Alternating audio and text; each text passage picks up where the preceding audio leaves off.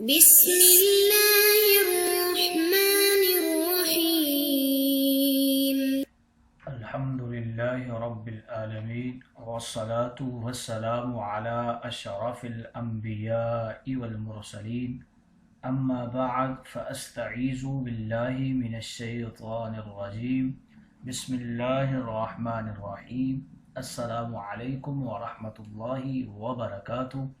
عزیز طلبہ کرام، امید کرتا ہوں احباب خیر سے ہوں گے۔ انشاءاللہ آج ہم تفسیر جلالین کے درس نمبر 256 میں سپارہ نمبر 19 سے سورہ شعراء کی منتخب کردہ آیات 34 سے لے کر 37 تک پڑھنے کی سعادت حاصل کریں گے، جن میں کلام باری تعالیٰ و کلام مفسر کا ترجمہ ہوگا۔ کلام مفسر کی تشریح و توضیح کرنے کی سعادت حاصل کریں گے اور تفسیری اغراض و فوائد کو ذکر کرنے کی کوشش کریں گے۔ تو آئیے طلبہ کرام بلا تاخیر بڑھتے ہیں اپنے آج کے درس کی طرف۔ بسم اللہ الرحمن الرحیم۔ رب تعالیٰ نے ارشاد فرمایا، قال للملأ حولہ ان ھذا لساحر علیم۔ فرعون نے اپنے ارد گرد موجود جو اس کے مصاحبین تھے ان سے کہا، یہ تو کوئی بڑا دانا جادوگر ہے، بڑا عقل مند جادوگر ہے، یعنی فائق فی علم السحر، علم سحر میں بڑا فائق ہے، بڑا جاننے والا ہے، بڑا فوقیت رکھنے والا ہے۔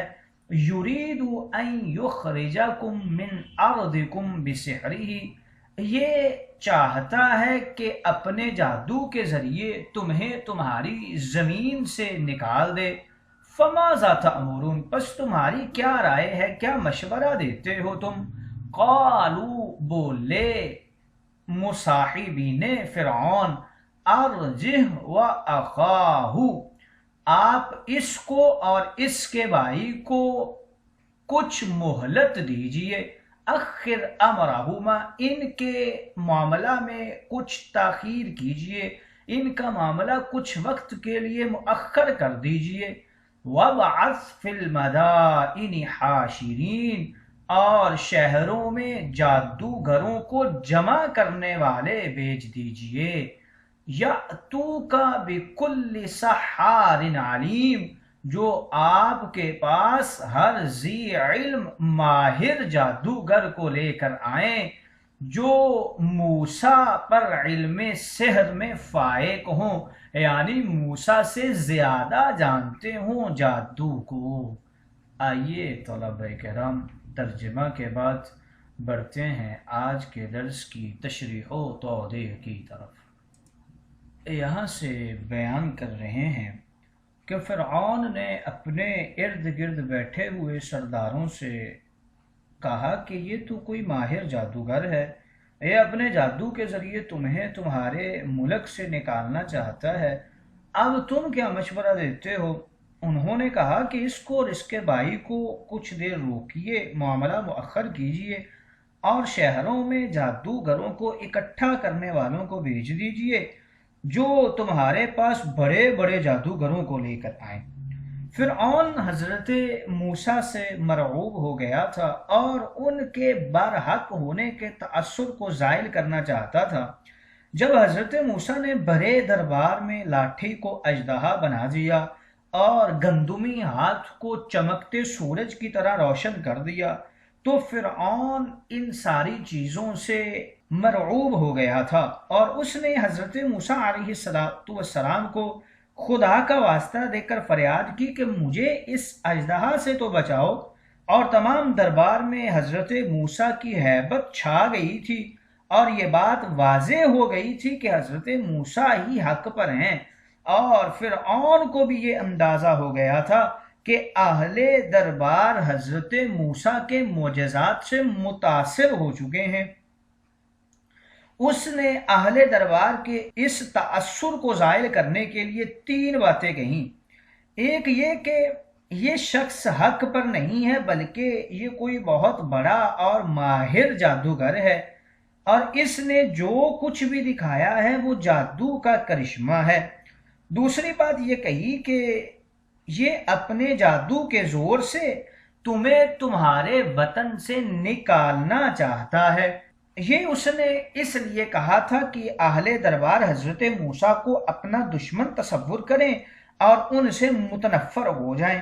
اور تیسری بات اس نے یہ کہی ان کی دلجوئی کے لیے کہ فَمَاذَا تَأْمُرُونَ، اب تم کیا مشورہ دیتے ہو؟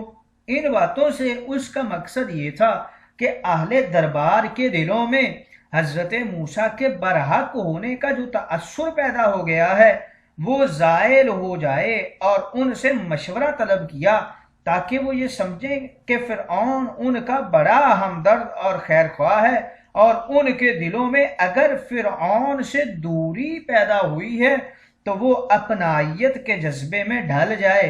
اہل دربار فرعون کی ان باتوں سے ٹھنڈے ہو گئے اور انہوں نے یہ مشورہ دیا کہ ملک کے تمام شہروں سے جادوگروں کو اکٹھا کیا جائے۔ ان کا خیال یہ تھا کہ بہت سارے جادوگر مل کر اکیلے حضرت موسیٰ سے مقابلہ کریں گے تو موسیٰ مغلوب ہو جائیں گے، اور ان کے عیش و آرام کے دن اسی طرح گزرتے رہیں گے۔ لیکن انہیں کیا خبر تھی کہ لوح محفوظ پہ تو کچھ اور ہی لکھا ہوا تھا۔ سحر کے متعلق مفسرین اور علماء کرام کچھ گفتگو کرتے ہیں۔ سحر کے لغوی معنی کے اعتبار سے علامہ مجد الدین محمد بن یعقوب فرماتے ہیں ہر وہ فعل جس کا ماخذ غامض اور دقیق ہو اور اس کا سبب مخفی ہو اس کو سحر کہتے ہیں۔ علامہ محمد طاہر فرماتے ہیں انسان اس وقت تک سحر میں مہارت حاصل نہیں کر سکتا جب تک کہ اس کی شر یعنی فسق و فجور کے ساتھ مناسبت نہ ہو۔ اہل سنت کا مذہب یہ ہے کہ سحر ایک حقیقت ہے اور اس کا انکار نہیں کیا جا سکتا۔ جب انسان جادو کے مخصوص کلمات بولتا ہے تو اللہ تعالیٰ کی عادت ہے وہ اس وقت غیر معمولی امور پیدا کر دیتا ہے، یا وہ ایسے بعض اجسام یا قوی امتزاج سے چیزیں بناتا ہے جن کو ساحر ہی جانتا ہے، کیونکہ بعض زہر قاتل ہوتے ہیں اور بعض زہریلی اشیاء بیمار کر دیتی ہیں یا نقصان پہنچاتی ہیں۔ علامہ حسین بن محمد راغب اصفہانی لکھتے ہیں کہ سحر کا اطلاق چند معانی پر کیا جاتا ہے۔ دھوکہ دہی، نظر بندی۔ قرآن مقدس میں ہے سحروا اعین الناس، فرعون کے جادوگروں نے لوگوں کی نظر بندی کر دی۔ اور دوسری جگہ شیطان کے تقرب اور اس کی مدد سے اپنا مقصد پورا کرنا۔ قرآن مقدس میں موجود ہے وَلَكِنَّ الشَّيَاطِينَ كَفَرُوا يُعَلِّمُونَ النَّاسَ السِّحْرَ، لیکن شیاطین نے کفر کیا، وہ لوگوں کو سحر کی تعلیم دیتے تھے۔ اور تیسرا معنی یوں کرتے ہیں کہ سحر اس فعل کا نام ہے جس کی قوت اور تاثیر سے اشیاء کی صورتیں اور حقیقتیں بدل جاتی ہیں، سو ساحر انسان کو گدھا بنا دیتا ہے۔ محصلین کے نزدیک اس کی کوئی حقیقت نہیں ہے۔ چوتھا معنی یہ کرتے ہیں جس کا سمجھنا بہت غامض اور دقیق ہو اسے سحر کہتے ہیں، جیسے قرآن مقدس میں ہے ان ھذا الا سحر مبین، یہ تو صرف کھلا ہوا جادو ہے، یعنی اس کلام کا سمجھنا بہت غامض اور دقیق ہے۔ سحر اور سحرہ اس وقت کو کہتے ہیں جب رات کی ظلمت دن کی روشنی سے مختلط ہوتی ہے، اسی طرح سحر کی حقیقت بھی مبہم اور مشتبہ ہوتی ہے۔